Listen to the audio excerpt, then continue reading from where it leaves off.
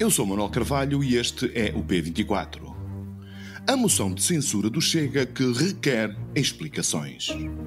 Chega reuniu ontem o grupo parlamentar ao final do dia para discutir a apresentação de uma moção de censura ao governo, ao atual governo socialista, e decidimos, depois de alguma discussão e de alguma análise interna, avançar com uma moção de censura. Primeira tentativa, domingo. O Chega exige explicações ao Primeiro-Ministro sobre a notícia da sua empresa revelada pelo Correio da Manhã no dia anterior. Se as explicações não chegarem, o partido avançaria com uma moção de censura. Como Luís Montenegro nada disse sobre a empresa criar em 2021 e passar para as mãos da mulher e dos filhos em 2022, o Chega avança com uma nova tentativa. Até ao dia seguinte, o Primeiro-Ministro teria mesmo de falar, ou seria alvo da tal moção de censura. Montenegro permaneceu calado e, sob pena de se desdizer, Ventura lá anunciou a moção de censura. Será discutida esta sexta-feira. Na linguagem política que estabelece a relação entre os governos e os parlamentos, que têm poderes para os eleger ou destituir, a moção de censura é uma bomba atómica. Se for aprovada, o governo cai. Se não for, o partido que a apresentar não o pode fazer uma segunda vez na mesma sessão legislativa, ou seja, durante um ano. Por isso, entre 1976 e 2019, foram apresentadas apenas 31 moções de censura. Desde que o Chega tem representação parlamentar, essa média, inferior a uma moção por ano, aumentou. O Chega, mesmo sabendo que será derrotado na votação na Assembleia, insiste nesta estratégia. Porquê? André Ventura insiste que não faz acusações, apenas pede esclarecimentos. Mas o título da moção é eloquente. Pelo fim de um governo sem integridade, liderado por um primeiro-ministro sob suspeita grave. Se para corroborar essa tese não basta o caso da empresa da família Montenegro, o Chega acrescenta-lhe a demissão do secretário de Estado Hernani Dias, a nomeação de Silvério Regalado, que fez ajustes diretos com o primeiro-ministro quando trabalhava como advogado, ou até da ministra da Justiça, advogada de um escritório que prestou serviços à TAP. Serão essas suspeitas razão para uma bomba atómica? Ou será que o Chega usa a mais poderosa arma para afastar do radar da atualidade os casos de deputados ou de dirigentes que envolvem roubos de malas, acusações de pedofilia, crimes de condução com excesso de álcool ou ameaças de morte relacionadas com disputas internas entre militantes? Para discutirmos esta questão, convidamos para este episódio Marina Costa Lobo. Marina Costa Lobo é doutorada em Ciência Política pela Universidade de Oxford e investigadora principal do Instituto de Ciências Sociais. Este é o P24. O seu dia começa aqui. Viva Marina Costa Lobo. Trabalha na área das instituições e dos comportamentos políticos. Daí a pergunta. Faz sentido uma moção de censura ao governo porque o Primeiro-Ministro recusou responder a um pedido de esclarecimento de um partido, no caso do Chega? Sim, olá, obrigada pelo convite para estar aqui. Esta moção de censura insere-se num padrão de comportamento que o Chega tem vindo a mostrar, que é em todas as sessões legislativas, apresenta uma moção de censura, porque este é um partido que gosta de causar impacto, quer dizer, para lá de tudo o que seja os factos, para lá dos factos, utilizar os instrumentos que têm à sua disposição para ações sensacionalistas. Quando era o governo de António Costa, de maioria absoluta, fê-lo, e agora, pelos vistos, também. No caso em concreto,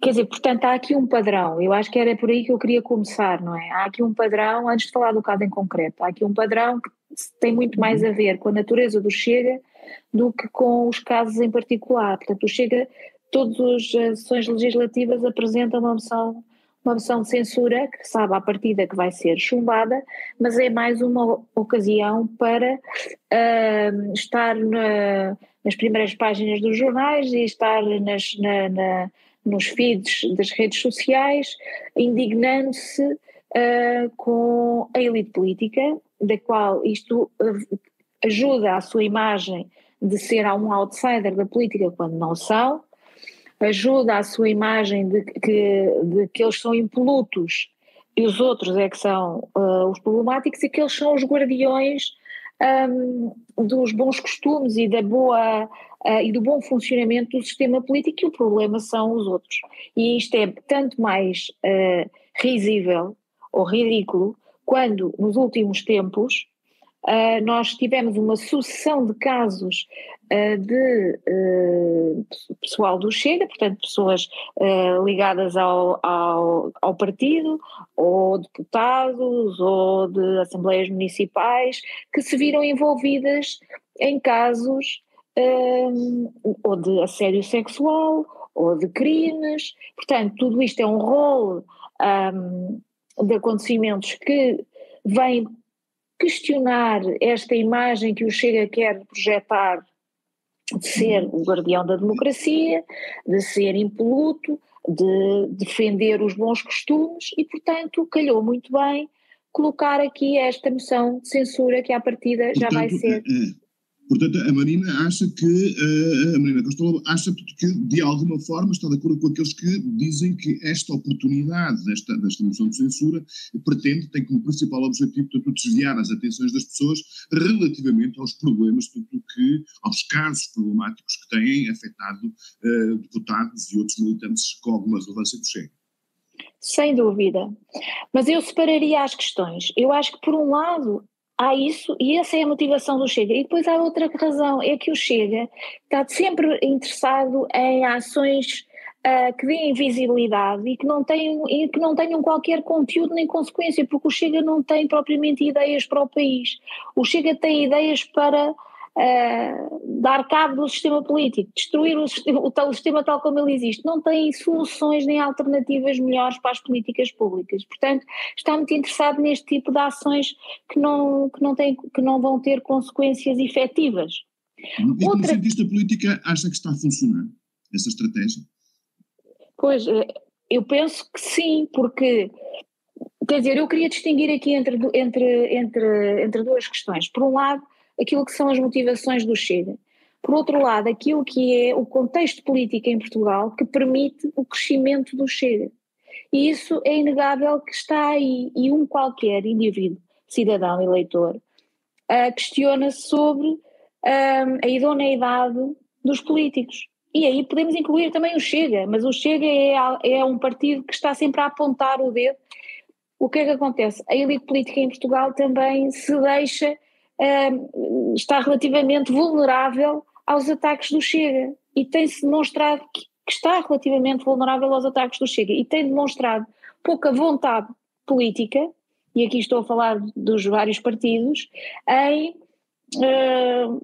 criar alguma credibilidade do ponto de vista do combate, por exemplo, à corrupção, aos conflitos de interesse, a tudo o que seja ética na política. E nós o que vemos é que, sistematicamente, com um partido ou com outro, sucedem-se os casos e os casinhos.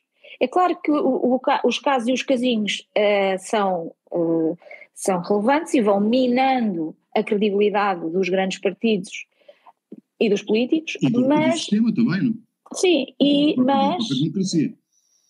mas quando falamos de primeiros ministros a situação é mais grave, e portanto espera-se dos primeiros ministros mais do que se espera de qualquer outro, seja de ministros, secretários de Estado, deputados. Portanto espera-se mais, a exigência é maior, o rigor tem que ser maior, e por isso é que foi tão grave quando se descobriu cerca de 78 mil euros no escritório, no gabinete do chefe, na sala do chefe de gabinete do primeiro-ministro António Costa, sabendo nós que entretanto nada mais se veio a descobrir e que não haverá qualquer associação com qualquer prática ilegal por parte do governo, nem do primeiro-ministro, mas a verdade é que o governo caiu.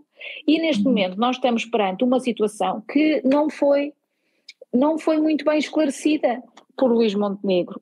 É um facto.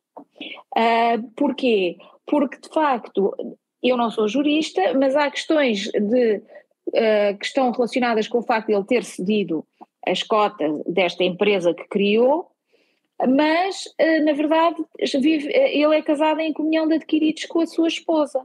Então, há aqui há aqui algumas questões em relação a potenciais conflitos de interesse, e não basta dizer não vou comprar nem vender imóveis, não vamos fazer isso, se isso é o objeto social, o objeto social da empresa. Sim, mas há um esclarecimento que o Primeiro-Ministro dá na primeira notícia, e no segundo momento fez exatamente o mesmo ao Correio da Manhã, que é o jornal que divulga em primeira mão esta informação, dizendo que nunca teve, por exemplo, qualquer tipo de contrato ou de compra e venda com o Estado. Não tem nenhuma interface com o Estado. A pergunta que se coloca, não é legítimo que a mulher do Primeiro-Ministro e os filhos do Primeiro-Ministro possam ter uma empresa imobiliária de prestação de serviços? Isso passou a ser crime ou eticamente suspeito? Ou seja, nós estamos a discutir, nós considerarmos, a pergunta é, nós estamos a considerar, nós sabemos que a percepção dos cidadãos sobre a corrupção, e sabendo também que os políticos muitas vezes põem a jeito, como a sua professora disse, mas por outro lado, nós estamos aqui a discutir isto, já estamos a ceder um pouco também às percepções, não lhe parece? É interessante que as pessoas tenham as percepções são muito importantes na política e no comportamento eleitoral. Essa é a realidade, as percepções são realidade.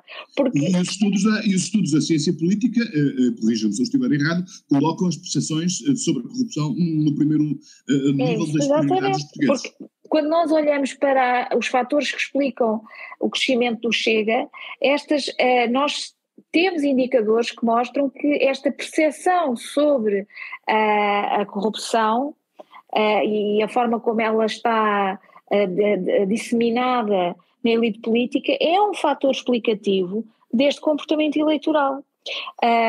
E isso, e a falta de confiança nos partidos, a falta de confiança nas instituições políticas também está associada a este tipo de voto. É por isso que eu quis referir o outro lado, que é esta tentativa de combate à corrupção, de haver uma tentativa de credibilização da política, dos políticos, de um reforço dos padrões éticos, seria uma agenda muito, muito importante em Portugal. E para reequilibrar as percepções que existem, porque as percepções que existem, os inquéritos estão sempre a ser renovados e continuam sempre a comunicar a mesma mensagem, é que a percentagem de portugueses que considera que existe corrupção na política é muito elevada e não está a diminuir. Portanto, acho que era importante que se fizesse alguma coisa para combater essa imagem e que e que se evitassem situações em que pode haver críticas, embora se deva, com certeza, dar os esclarecimentos necessários e afastar as suspeitas. Isso deve ser feito com toda a clareza quando isso é justificado. Isso eu não tenho dúvidas. Agora, olhando para os inquéritos, nós vemos que, de facto, esse é um dos fatores da maior insatisfação com o sistema político, e custa-me ver que a classe política faça muito pouco pareça fazer muito pouco para dar resposta a essas percepções que se instalaram. Entretanto, no debate público, o tema, a discussão sobre a corrupção banalizou-se, os casos e casinhos, enfim, essa expressão que se tornou praticamente recorrente no nosso debate político, multiplicaram-se e isto tudo cria um pano de fundo que, de alguma forma, favorece o progresso eleitoral da própria extrema-direita.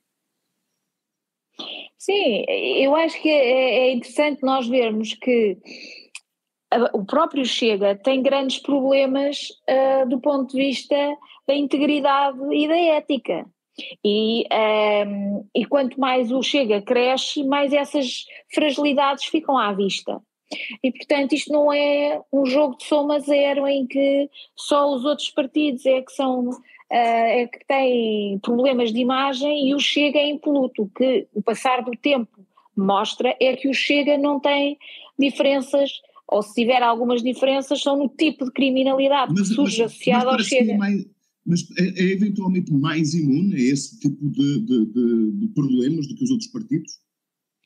Não, eu não sei se é imune ou não. Eu estou a dizer é que a imagem, com o passar do tempo, a imagem impoluta do Chega também é questionada.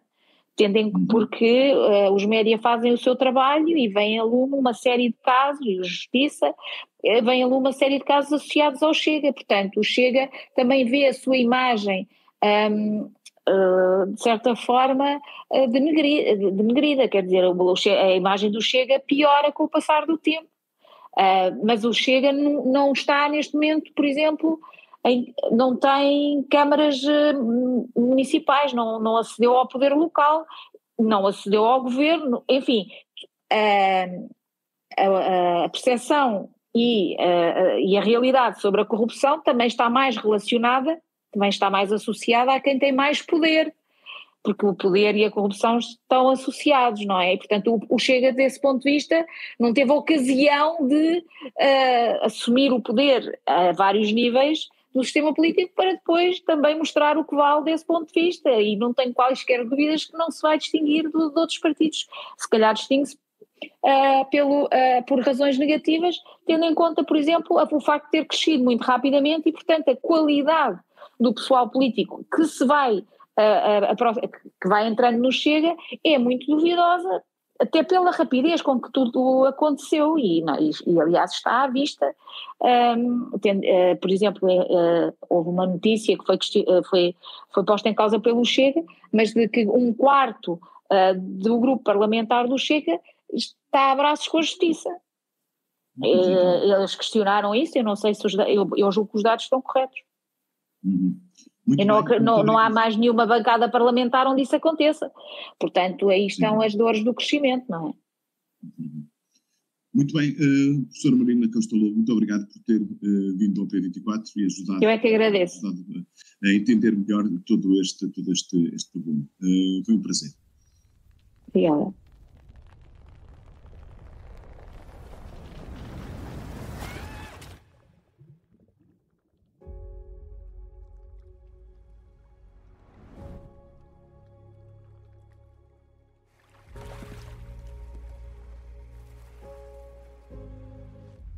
Os críticos de cinema do Público não são conhecidos pela generosidade das suas notas. É por isso que, quando Jorge Mourinho se refere ao filme de animação Flow, à deriva, e lhe dá 5 estrelas, temos razões para ficar de aviso. Diz Mourinho que o filme é uma obra-prima, chutando para canto e com requintes de malvadez, até mesmo o que de melhor a Pixar ou a Hardman fizeram, e isto vindo de um cineasta báltico que nem sequer seguiu um percurso tradicional. Com uma vantagem adicional, acrescentamos nós, a de não pôr animais a falarem e a entenderem-se uns aos outros, de lhes atribuir características humanas. Pelo trailer, Flow parece valer a pena. Pela leitura do texto de Jorge Mourinho, que se encontra na edição digital do Público, a coisa fica quase irresistível. O P24 regressa na segunda-feira. Tenham um bom fim de semana. O Público fica no ouvido.